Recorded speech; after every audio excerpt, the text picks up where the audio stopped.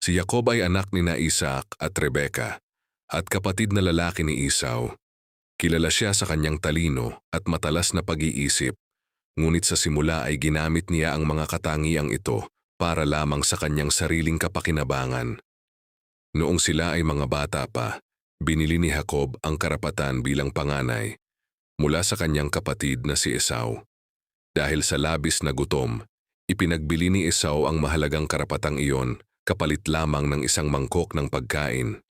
Nang lumaki sila, nais naman ng kanilang ina na makuha ni Jacob ang pagpapala na dapat ay para kay Esau. Kaya nang magkasakit ang kanilang ama na si Isaac, inayos ni Rebeka na magpanggap si Jacob bilang si Esau. Dahil sa ginawa niyang ito, nakuha niya ang mahalaga at espesyal na pagpapala na dapat ay para sa kanyang kapatid. Dahil dito, nagalit ng labis si Esau at nangakong papatayin siya. Kaya napilitan siyang tumakas at lumayo sa kanilang tahanan upang iligtas ang kanyang buhay.